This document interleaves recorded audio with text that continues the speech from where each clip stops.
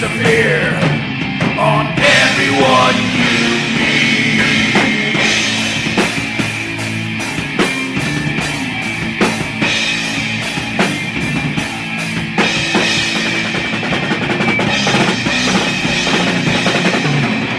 They come on the street, they give their lives. We are the people. They want to take us alive.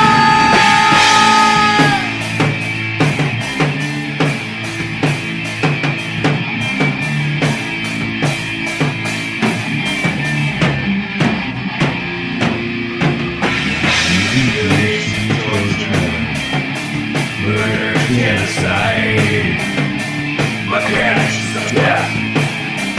All through the sky, a new heaven awaits. And after this, we must stand strong. We must resist.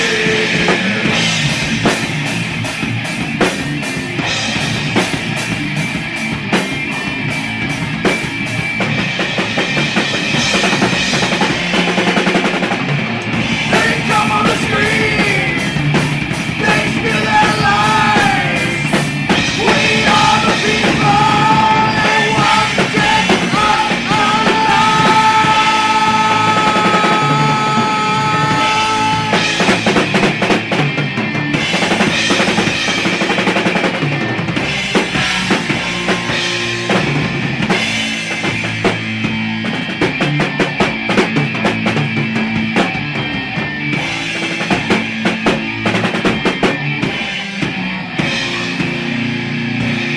They call us rebels. They spit our name. We are the people. We want justice back.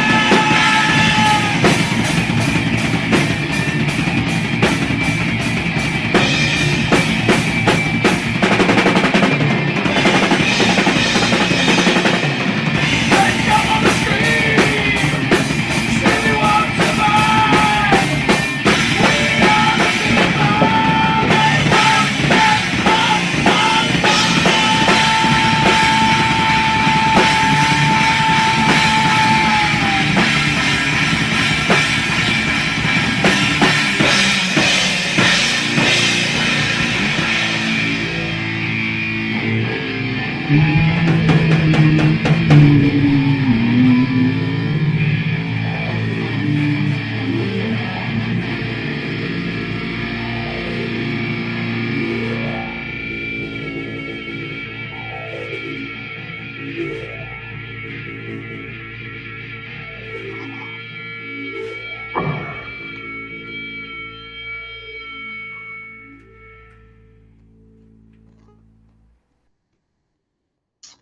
Good evening, ladies and gentlemen, feds and degenerates, cuckolds of all ages.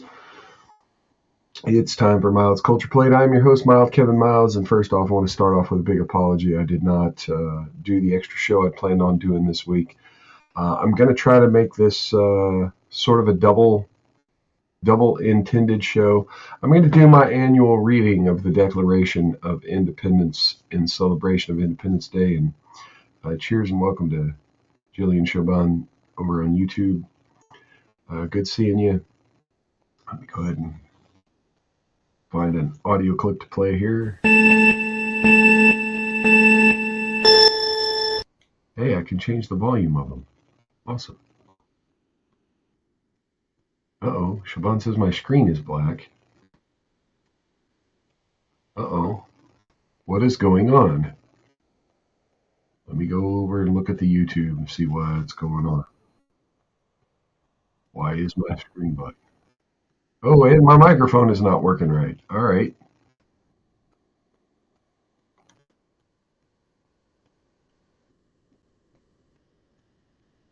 I'm not sure what's going on here.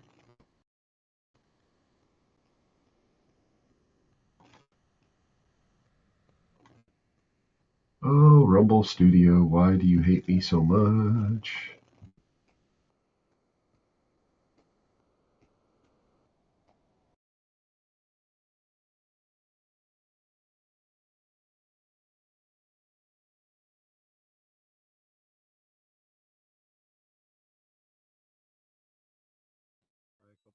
See if I can get it fixed. And I still can't tell why the microphone sounds the way it is. It looks okay. Oh, maybe that's what was going on. Okay, let me try. Let me go look at it on YouTube now.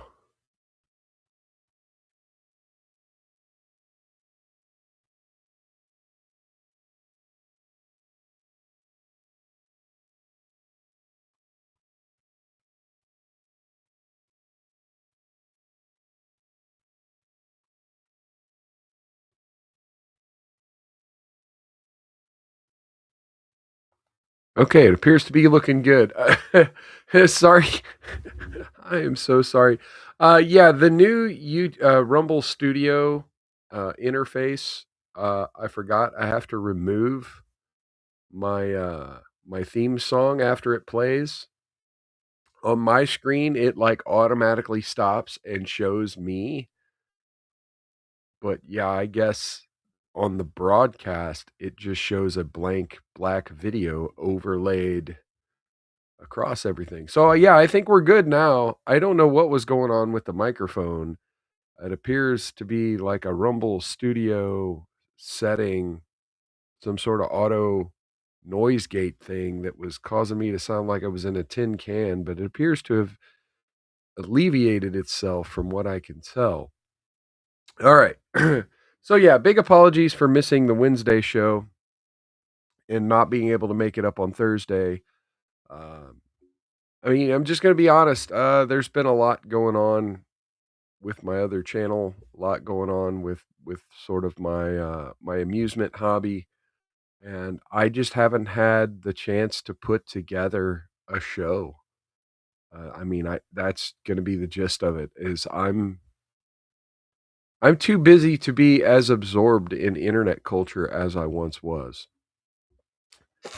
I will hopefully be talking a little bit about something I've noticed with the Supergirl movie. Pretty much the same shit we've been seeing with a bunch of other movies, where you see these fake fights online and a lot of fake statistics happening. But anyway, that's not why I'm doing this show now. I'm doing this show. We will do a Love Does Admonish later in the show, but let's go ahead and get on over to the Declaration of Independence and kick this Independence Day off the way it was intended. And now I have disappeared. What is going on? There we go. Rumble Studio's still broken. The more they add to it, the more they break. Okay. So this is from constitutioncenter.org. This is their version of the declaration text. So in Congress, July 4th, 1776, the unanimous declaration of the 13 United States of America. When in the course of human events it becomes necessary for one people to dissolve the political bands which have connected them with one another, to assume among the powers of the earth that separate and equal station to which the laws of nature and of nature's God entitle them, a decent respect to the opinions of mankind requires that they should declare the causes which impel them to the separation. So I'm going to pause right there. So yeah, they're saying, as humans interact, as they come together, as they form social contracts and societies, sometimes you got to just say, hey, fuck you, fuck off. And when you do, it's always a decent respect to the opinions of mankind. That you should at least say why, right? You should at least say why. And that's what this document is. This document is not just a fuck you to King George, but this is why we're saying fuck you to King George. So let's go ahead and proceed. We hold these truths to be self-evident that all men are created equal, that they are endowed by their Creator with certain unalienable rights, that among these are life, liberty, and the pursuit of happiness, that to secure these rights, governments are instituted among men, deriving their just powers from the consent of the governed. I recently had one of my loved ones ask me, which is the more important document, the Constitution of the United States or the Declaration of Independence? And my response is the Declaration of Independence by far. The Declaration of Independence is the originator of the concept of the consent of the governed, right? This is quite literally one of the first times throughout the history of humanity that you encounter the idea of a ruling class respecting the idea that the subjects of the government, that the population of as a whole is the source of power of any nation. And so the idea of the consent of the governed, very important, right? And I mean that in 2026. It's very important that we understand that there are several governments on earth right now doing a whole lot of deeds without the consent of the governed. Anyway, let's continue. That whenever any form of government becomes destructive of these ends, it is the right of the people to alter or abolish it and to institute new government, laying its foundation on such principles and organizing its powers in such form as to them shall seem most likely to affect their safety and happiness. Mhm. Prudence indeed will dictate that governments long established should not be changed for light and transient causes, and accordingly all experience hath shown that mankind are more disposed to suffer while evils are sufferable than to right themselves by abolishing the forms to which they are accustomed. Sound familiar, folks? As long as you have your bread and circus,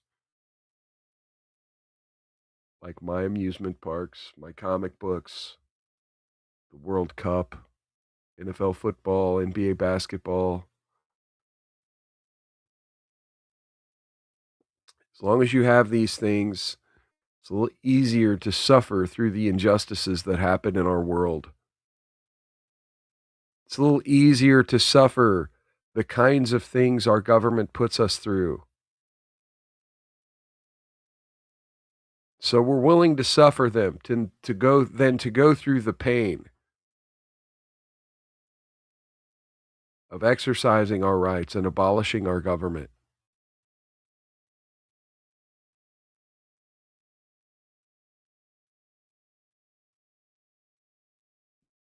Because, quite frankly, that's always going to be an uphill battle, as our founding fathers found out in the Revolutionary War. Let's continue. But when a long train of abuses and usurpations, pursuing invariably the same object, evinces a design to reduce them under absolute despotism, it is their right, it is their duty to throw off such government and provide new guards for their future security. Go. Such has been the patient sufferances of these colonies, and such is now the necessity which constrains them to alter their former systems of government. The history of the present King of Great Britain is a history of repeated injuries and usurpations, all having in direct object the establishment of an absolute tyranny over these states. To prove this, let facts be submitted to a candid world. Now, that there is the preamble to the Declaration of Independence. The rest of the Declaration of Independence is a list of the type of things a tyrannical government does, a list of things that King George did to the United States, well, to the colonies of America. Let's continue. He has refused his assent to laws the most wholesome and necessary for the public good. He has forbidden his governors to pass laws of immediate and pressing importance unless suspended in their operation till his assent should be obtained, and when so suspended, he is utterly neglected to attend to them. So, much like the laws that get passed here in the United States nowadays, we can't pass the good laws unless you wash the other party's back. And then when that happens, the good laws still don't get passed. So let's continue. He has refused to pass other laws for the accommodation of large districts of people, unless those people would relinquish the right of representation in the legislature, a right inestimable to them and formidable to tyrants only. Yeah. We're not going to pass your laws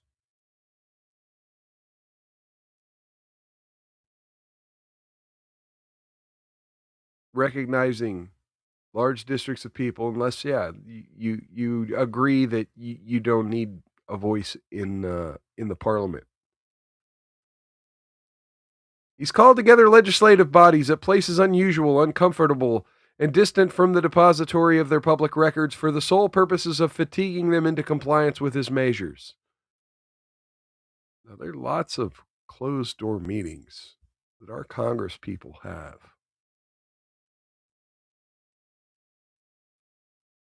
That aren't on public record.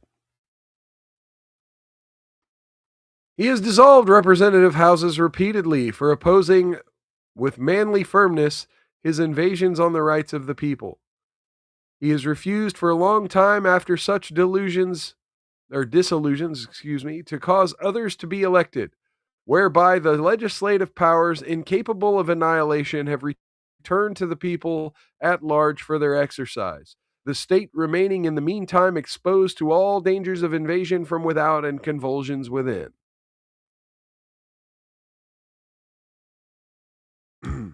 So yeah,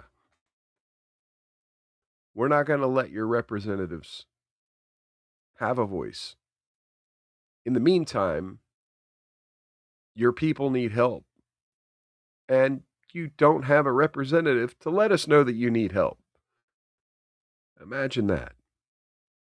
He has endeavored to prevent the population of these states for that purpose, obstructing the laws for naturalization of foreigners, refusing to pass others to encourage their migration hither, and raising the condition of new appropriations of lands.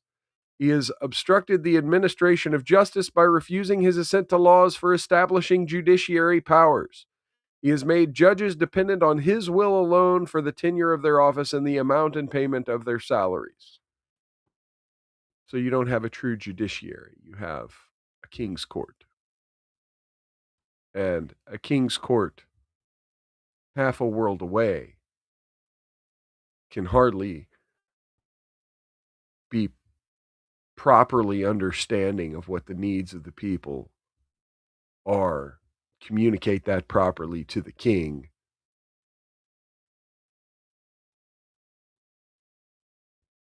and then be communicated back in a way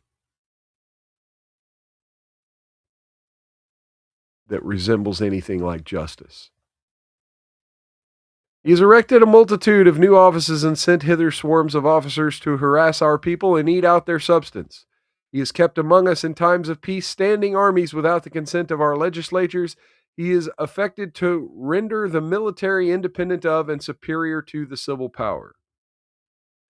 He has combined with others to subject us to a jurisdiction foreign our Constitution and unacknowledged by our laws, given his assent to their acts of pretended legislation, for quartering large bodies of armed troops among us, for protecting them by a mock trial from the punishment for any murders which they should commit on the inhabitants of these states, for cutting off our trade with all parts of the world, for imposing taxes on us without our consent, for depriving us in many cases of the benefits of trial by jury, for transporting us beyond seas to be tried for pretended offenses. Now, let me be very clear.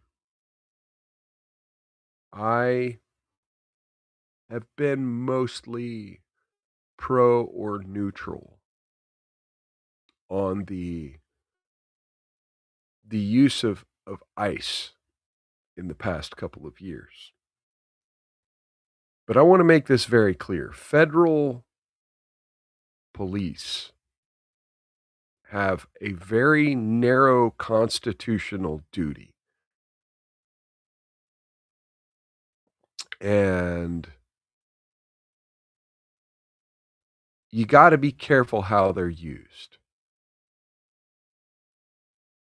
So I will say there have been a few incidents that I've seen pop off with ICE where I'm like, yeah, not quite sure that was constitutional. That kind of feels like a federal police force.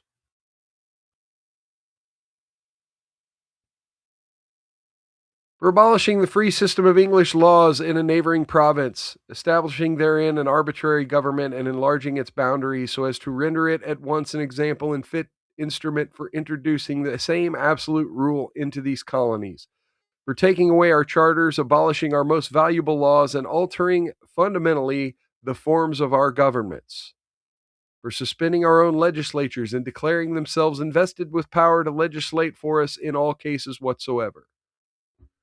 Again, I've been mostly supportive of some of the things President Trump has done with executive orders. However, going outside the legislature to interpret law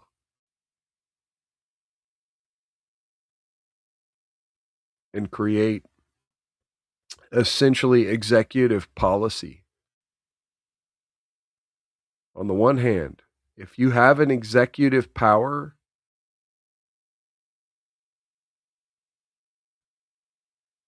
like there's a way to handle that. But to create entirely new powers, whole cloth, without going through Congress, I think you got to be careful with that. I don't think Trump has went as far as some other presidents when just declaring new powers via executive order. But it is something we, the people, need to be a little more guarded against. He has abdicated government here by declaring us out of his protection and waging war against us. He has plundered our seas, ravaged our coasts, burnt our towns, and destroyed the lives of our people. Sounds like California right now. He is at this time transporting large armies of foreign mercenaries to complete the works of death, desolation, and tyranny, already begun with circumstances of cruelty and perfidy, scarcely paralleled in the most barbarous ages and totally unworthy the head of a civilized nation. Now, that sounds like Biden. He has constrained our fellow citizens taken captive on the high seas to bear arms against their country, to become the executioners of their friends or brethren, or to fall themselves by their hands. He has excited domestic insurrections among us and endeavored to bring on the inhabitants of our frontiers, the merciless Indian savages whose known rule of warfare is indistinguished destruction of all ages, sexes, and conditions. In every stage of these oppressions, we have petitioned for a redress in the most humble of terms. Our repeated petitions have been answered only by repeated injury. A prince whose character is thus marked by every act which may define a tyrant is unfit to be the ruler of a free people. Cheers and welcome, Kev, over there on YouTube. Go ahead and play a... Welcome to Jurassic Park. I love that. Nor have we been wanting in attentions our British brethren. We have warned them from time to time, attempts by their legislature to extend an unwarrantable jurisdiction over us. We have reminded them of the circumstances of our immigration and settlement here. We have appealed to their native justice and magnanimity, and we have conjured them by the ties of our common kindred to disavow these usurpations, which would inevitably interrupt our connections and correspondence. They, too, have been deaf to the voice of justice and consanguinity. So basically, yeah, we asked the other British people, hey, you continue to support the king even though the king shits on us here over in the colonies. We must therefore acquiesce in the necessity which denounces our separation and hold them as we hold the rest of mankind, enemies in war, but in peace friends. So understand, when they wrote that sentence, they knew they were declaring war. So they basically are telling the rest of the Brits, we want to be peaceful friends with you, but we're about to declare war on your king. It's kind of a you're with us or against us kind of statement right there. We, therefore, the representatives of the United States of America in General Congress, assembled, appealing to the Supreme Judge of the world for rectitude of our intentions, do, in the name and by the authority of the good people of these colonies, solemnly publish and declare that these united colonies are and of right ought to be free and independent states. There it is. That phrase there. Are and of right ought to be free and independent states. So again, when you hear people talk about how the federal government is above the states, no. It's right there in the Declaration of Independence and also in the 10th Amendment to the United States Constitution. This is a country of 50 governments, really 51 governments.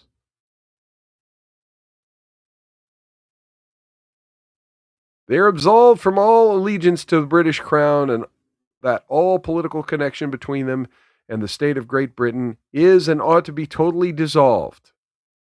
And that as free and independent states, they have full power to levy war, conclude peace, contract alliances, establish commerce, and to do all acts and things which independent states may of right do. And for the support of this declaration, with a firm reliance on the protection of divine providence, we mutually pledge to each other our lives, our fortunes, and our sacred honor.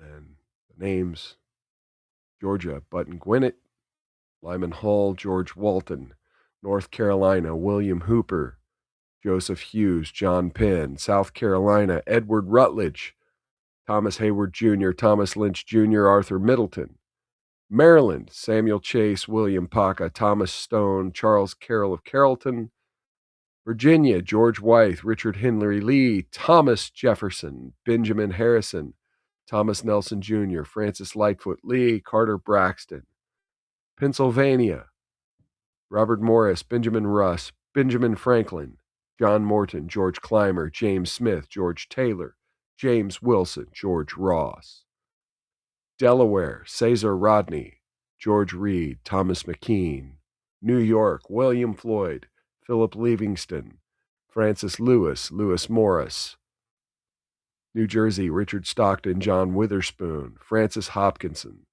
John Hart, Abram Clark; New Hampshire, Uzziah Bartlett, William Whipple, Matthew Thornton; Massachusetts, John Hancock, Samuel Adams, John Adams, Robert Treat Payne, Elbridge Gerry; Rhode Island, Stephen Hopkins, William Ellerly; Connecticut, Roger Sherman, Samuel Huntington, William Williams, Oliver Wolcott.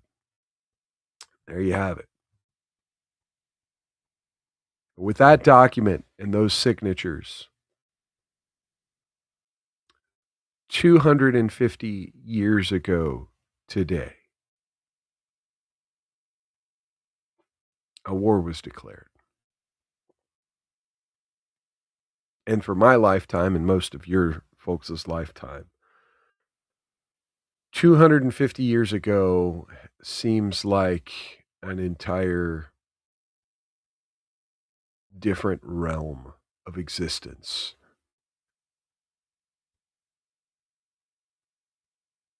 It seems like a spirit that, on the one hand, we are never able to give up, but on the other hand, never able to obtain at that level ever again.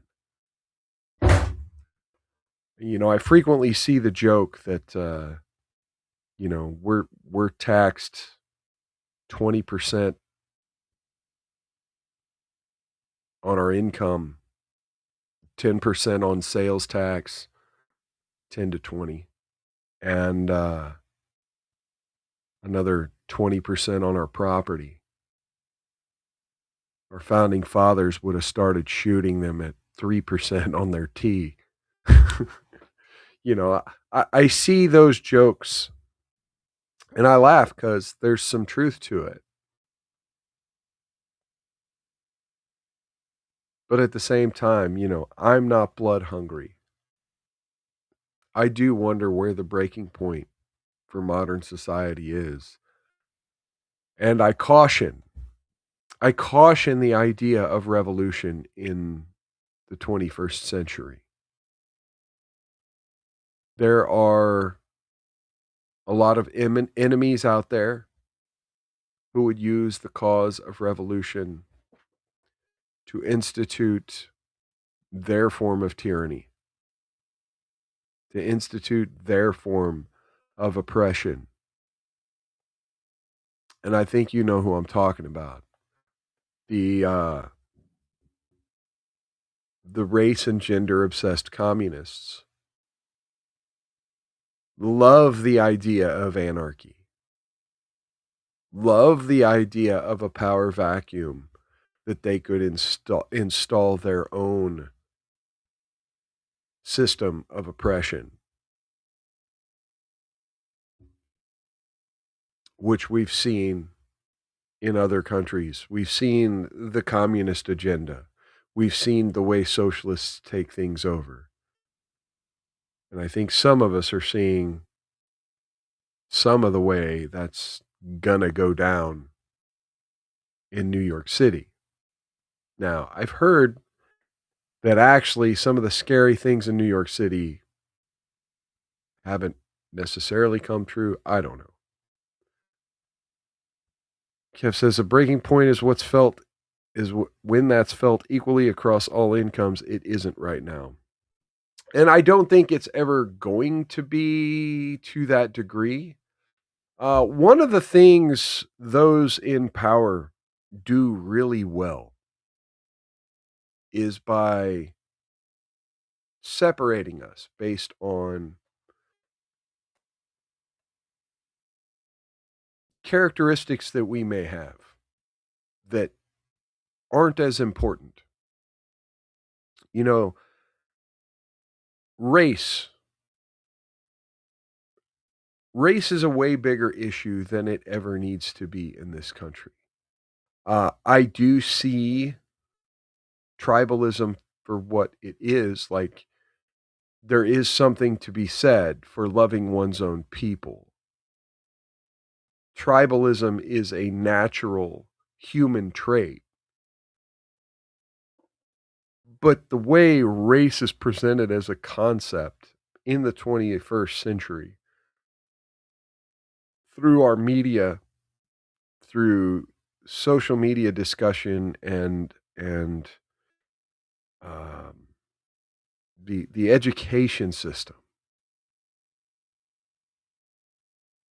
And when I say education system, I mean academia. The way academia discusses race.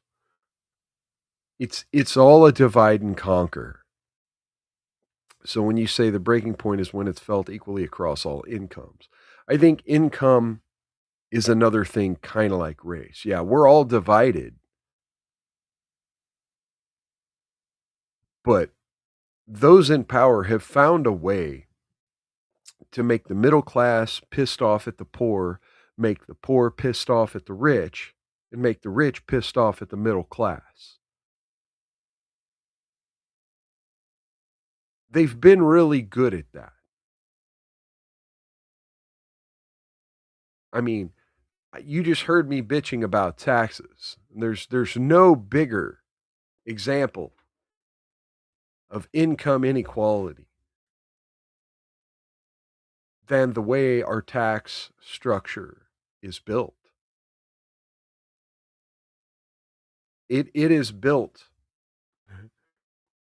to allow those who can afford to pay for accountants and lawyers to sit and go through every purchase you've made for the year. You'll get kickbacks. You'll get the deductions. Meanwhile, the middle class is paying in to entitlement programs that the poor just barely get to use, right? I talk a lot about these entitlement programs and how they get used and abused, but at the same time, the really poor, the really needy, barely get to use them. And even those who abuse them, it's not like they're thriving, right? It's not like they're living a full and free life.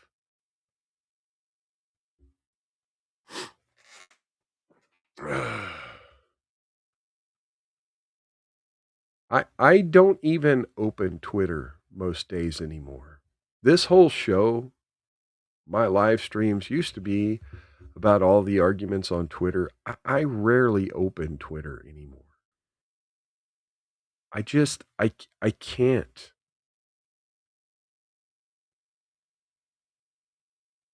I realize now most of the fights are just fake.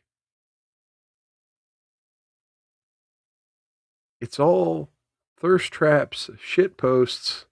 Here, where's my overlay here? Thirst trap, psyops, thirst traps, shit posts, and grifts. That's the entirety of Twitter now. When I started this show, people were having actual debates on Twitter. Like, it was actual debates. And now it's bait debates. Bait debates, excuse me.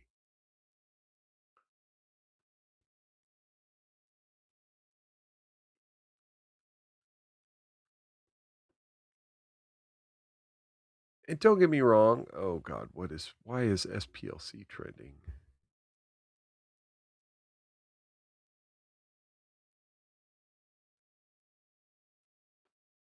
Patriot Front marched through the Capitol today. Okay. Well, I don't understand what that.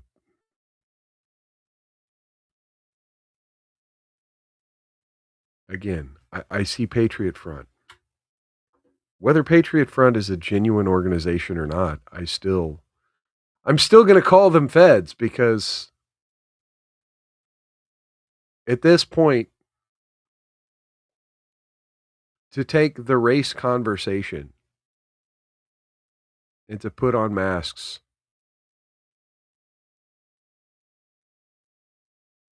it does your cause no good. Cheers and welcome. Oh. Cheers and welcome, Late Night Ramblings. Let me go ahead and play here we go. No offense, but it sounds like some fucking commie gobbledygook. Cheers and welcome. I forgot my beverage tonight. Anyone out there think I should say screw it and go get a whiskey?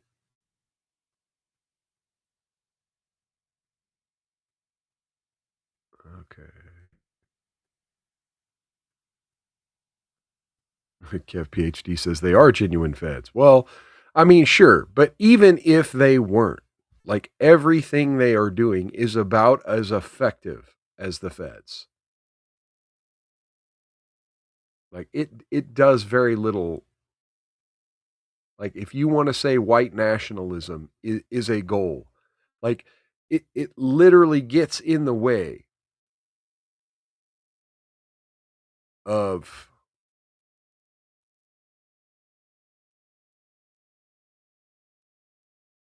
the racial discourse that's being had in America. And don't get me wrong, there's a certain degree of opting out of the system that should be acceptable. I don't think that's how you opt out of the system personally, because all you're doing is drawing negative attention. And it's kind of like a Trojan horse, right? You don't march up to the gates in inferior numbers.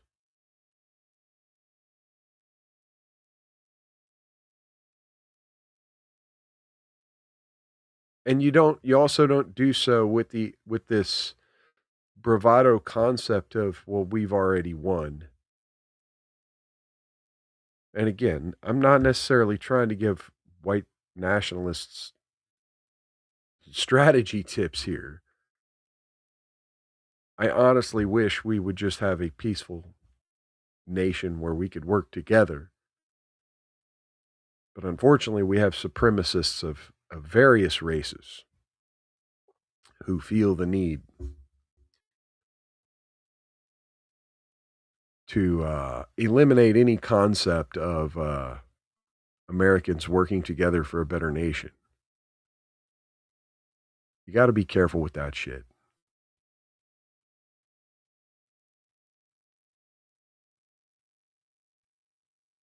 I'm kind of just scrolling to see if there's anything at all. I mean, here's it.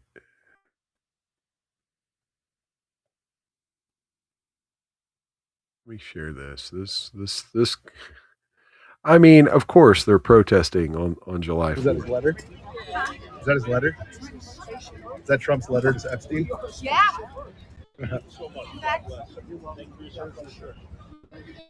All right, bring that down. I mean, it's like at this point, it's so performative. And I guess for Gen Z, for millennials and Gen Z, you have to be a little performative in any conversation because they get so fucking bored. It's got to have bread and circus with them.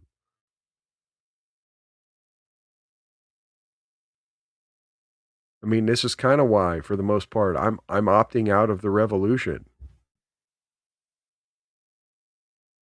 The bigger revolution is to literally go live your life, have a good time. The bigger revolution is to just be happy with your wife and kids. The bigger revolution is to have a wife and kids. Because that to me is one of the biggest things that these communists hate, is the family. All right. Let me it's 6:41. We've been going for a while. I'll go ahead and do a love don't judge. Oh, YouTube. I haven't found one yet, so I may. Oh wow. There's some interesting YouTubing going on out there. I might have to catch that later. But first, let's do Love Don't Judge.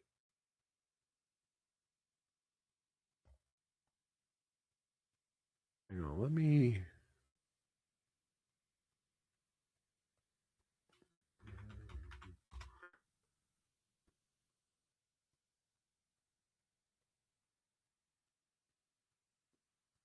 Wait a minute. Okay. The Freedom 250 event in Washington, D.C. is being evacuated due to approaching severe storms. Secret Service, United States Park Police, National Park Service, Federal Emergency Management Agency, and all public safety partners are asking guests to evacuate grounds and seek temporary shelter in a nearby building. Huh. All right. Freedom 250 will share updates on programming, endorse reopening, stay close to our official channels for updates. Okay. So the big stuff in DC seems to have been put on delay there.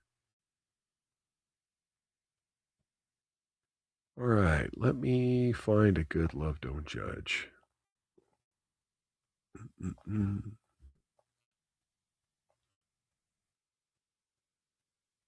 Wait, what was that I just scrolled past?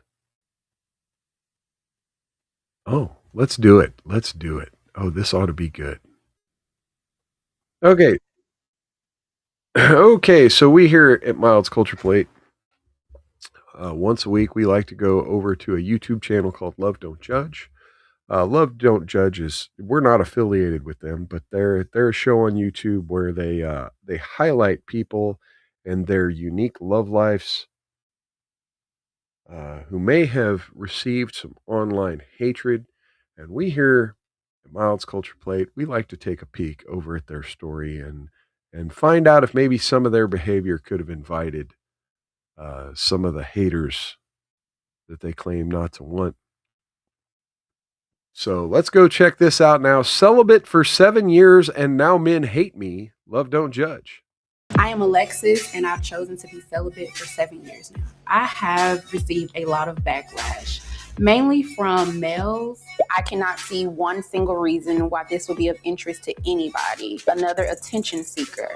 She has no idea what she's missing out on. She better not let me catch her in public. I'm Alexis' father.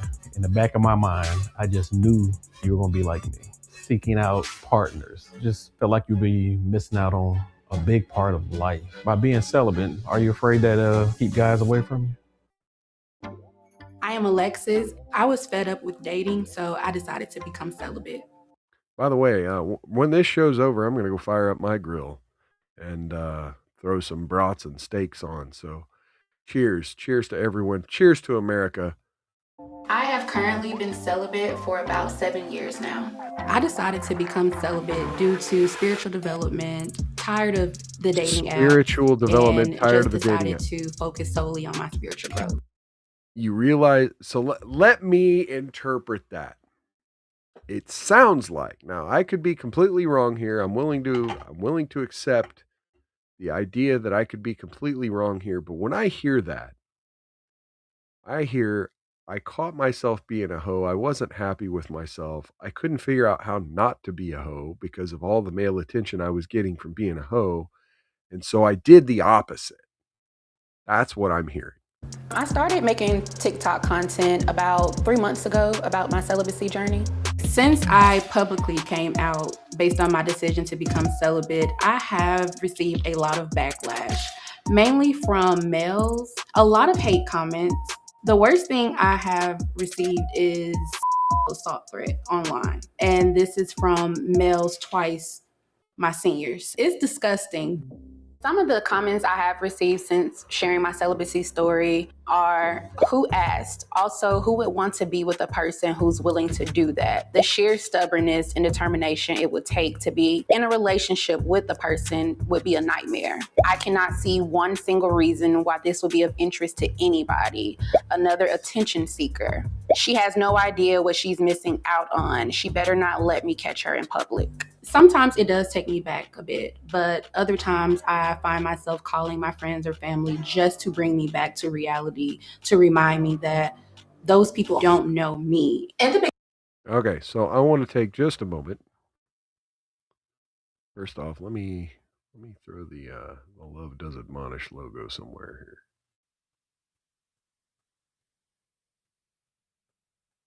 Remove my socials. My icon. Make that smaller. All right, there we go.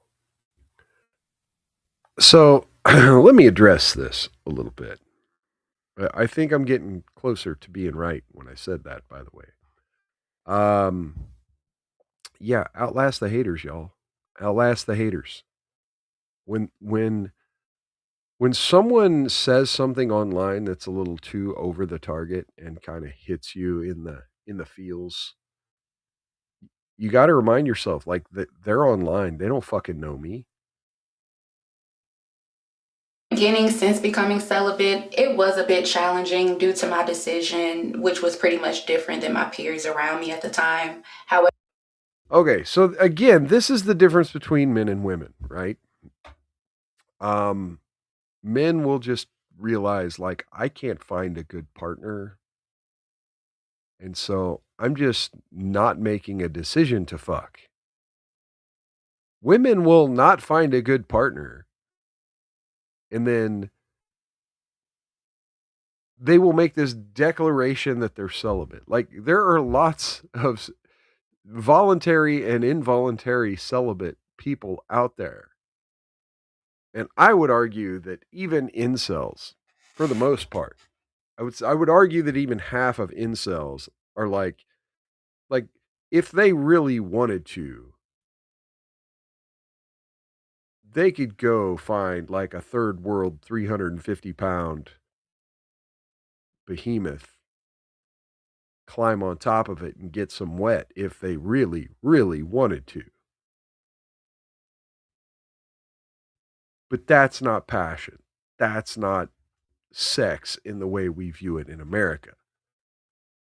So really, celibacy is a decision that sex has a certain value, has a certain worth. I actually kind of respect this. But then to take that and to make it an online persona the way she's doing is very disingenuous. However, because I have a solid support system, they tend to help make the process a bit easier. If you had a solid support system, you wouldn't need to go online with it. But hey, maybe it makes money. It's a TikTok thing. I do not miss intimacy. However, that is due to my diagnosis with endometriosis. A lot of the symptoms that comes from so there's a medical reason too. Impacts my day-to-day life. It has impacted my dating life in the past where hurts, intimacy hurts physically. With celibacy, it is easier for me to solely focus on myself rather than become intimate with someone and introduce them to something that they're not necessarily comfortable with. I actually plan on being celibate until I find the right person. However, if I don't find the right person, the rest of my life. Today, I've always wondered about women like that. Like, are they able to be with a guy who has a micropene? Are they able to be with a guy doing oral or anal? Like, she's saying that she has this condition where vaginal sexual activity is painful, but like you could carry on an intimate relationship with somebody without that kind of penetration. my dad is coming over to discuss my decision on becoming celibate. However, I am very nervous about this. When I revealed to my dad that I decided to become celibate, he was floored. He was stunned. The young lady I was in my 20s is the complete opposite of who I am now in my 30s. I'm Alexa's father. What did you think when she first told you that she was becoming celibate? At first, Wait, it threw me off. his name is because Alexis too? I knew how I lived my life. My biggest reservation was the outside world. I know how people are. They always have something negative to say. So, Yes, how did you legitimately. feel about me sharing that I was celibate with you? Well, at first, it threw me for a loop because I don't know why. In the back of my mind, I just knew you were going to be like me, seeking out partners. Yeah. What were your initial concerns and reservations? My initial concerns were it just felt like you'd be missing out on a big part of life. Yeah. And I had to realize you're not me. Yeah, and again, the way our society conflates things like intimacy and sexuality. Yes, they're married, right? They are two wings of the same bird, so to speak. But intimacy and sexuality, there are ways where if you love somebody enough, these kind of things can be overcome. And so again, the idea of celibacy is to eliminate the other human contact. Yeah, I'm really confused about this. You have your own mind. Yeah. The concerns is, I just know how people are by judging. They'll judge you on every little thing. Since becoming celibate, the guys you dated, how have they acted? Once it hit social media, I had a few reach out to me, just really inspired by it. However, trying to pursue a future with me, non-existent. Since becoming celibate, I still do date. However, I'm not in a committed relationship. I share on the first date with guys that I am celibate. How it's just a in-person conversation. So it's never been. Yeah, I think it's using that celibate word. I think that's going to scare people off. You got to be careful how you break this news to a new partner. And through text or through social media. Normally when I share that I am celibate on the first date, guys are floored. They cannot believe it. After revealing that I am celibate, guys do share that they no longer want to pursue anything. When I have shared with my peers my decision on being celibate, a lot of them at first were stunned. The pushback is often, my future relationships. Do you want to get married? Do you want to have kids? How that would impact my dating life. But again, like I share with anyone, I'm just more of a day-to-day person. So if it comes, it comes. If it doesn't, I'll still be okay. By being Okay, now that's throwing me for a damn loop because, like, okay, do you want to have kids? Well, if you're gonna have kids, it sounds to me like maybe this situation isn't off the table, but yet you're telling all these guys it's off the table. I'm really thrown for a loop. It sounds like she has found this word celibate, decided she wants to worship it. She's not asexual, I don't think. But yet it's almost as if she's putting a roadblock right in the middle of her dating life and then using that to springboard a whole online persona to make money. This is a little predatory, and I'm wondering how much of these dates she's going on with guys just so she can have content to talk about on TikTok. celibate, are you afraid that that'll keep guys away from you? Not really. I feel like it really is a superpower. It kind of weeds them out from those that actually see potential versus those that are just looking for a quick hookup. Is it pretty hard to stay celibate during these trying times? In the beginning, it was a bit challenging, but over time and self-discipline, not anymore. Do you feel like you're missing out on anything by being celibate? Not at all. My 20s, I experienced a lot. So no, I feel like I'm right on time, if anything. Ding! Glad you passed the 20s there. Thank you. Do you think that you could ever? All right, I got to stop right there for just a second. And yeah, I fucking called it. I fucking called it. She experienced a lot in her 20s. You heard it. You heard it right from her mouth. I fucking called it. I was a hoe. Wasn't getting the attention I thought I deserved, so I decided to do the opposite. Bingo. Be celibate? No. I'm in my 50s. Started young. I enjoy all my little moments in life. I enjoy the company of a woman too much. How would you feel if my brother decided to be celibate? Just like you, whatever y'all want, you, your brother, and sister, I'm behind you 100%. Whatever makes you happy. Like you said, it's a personal thing. Right. If that's what he wants, I'm behind him. Do you have a date? Or Like you don't want to hear about your kid's sex life.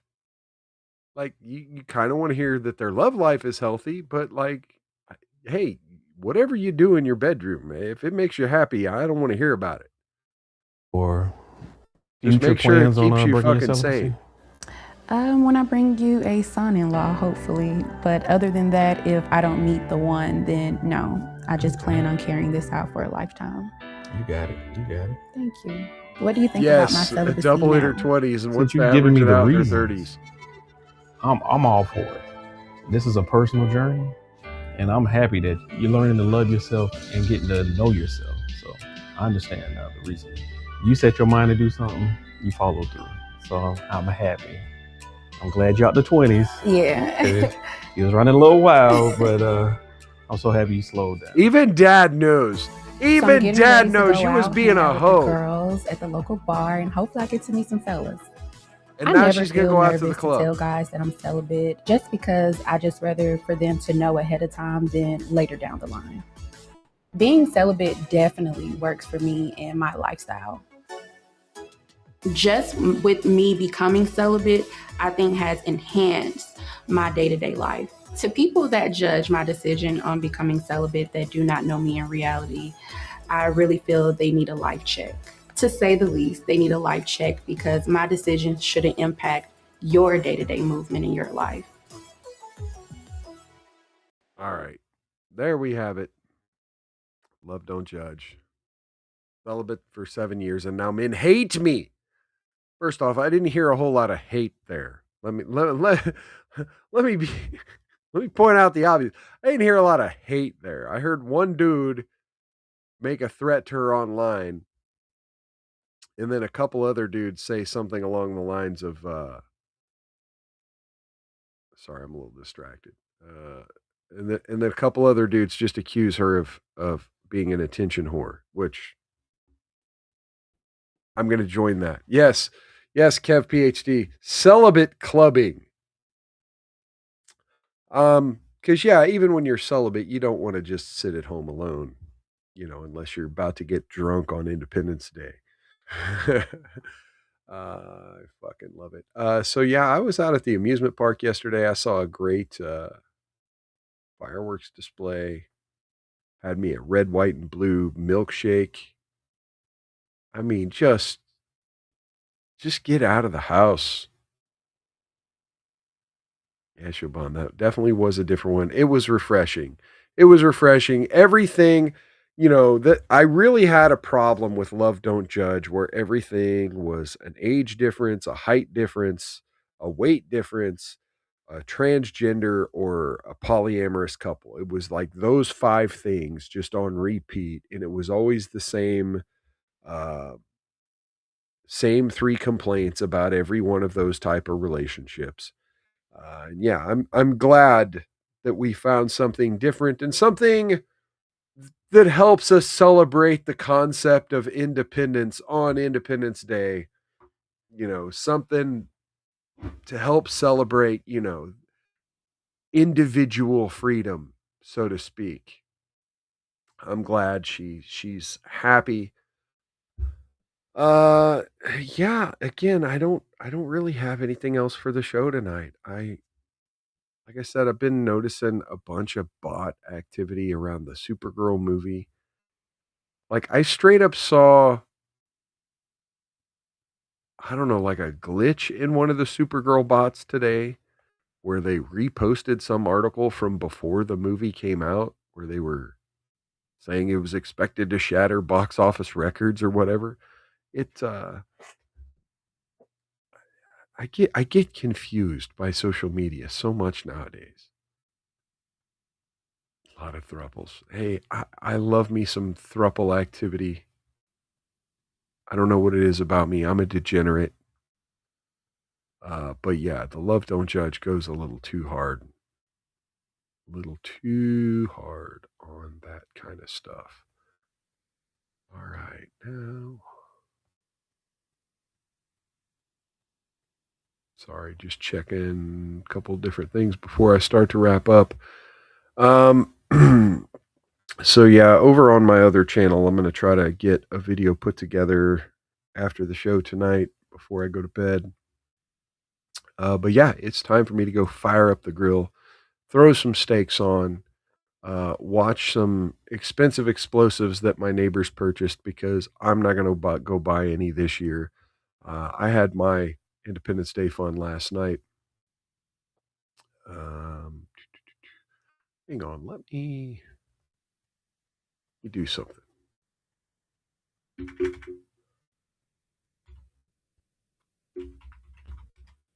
Let me see. See if I could show you guys just a little anecdote from my other life. Fine, I'll do it this way.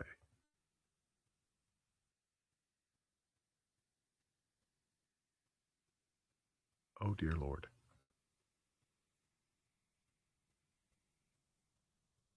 Open image in new tab. Copy link. I mean, when I tell you folks to get out of the house, I mean, go find something to do that makes you feel like this, because this is me. This is me in my happy place doing what I love. Let me kind of show you this image here. This is me in my happy place doing what I love right here. Hell yeah. You gotta love it, folks. Again, it's nerdy, it's geeky, it's fucked up. I'm a child. I get it. But do something you love. Do something with your life. And Siobhan's correct. Enjoy your American dinner and fireworks. Oh, man.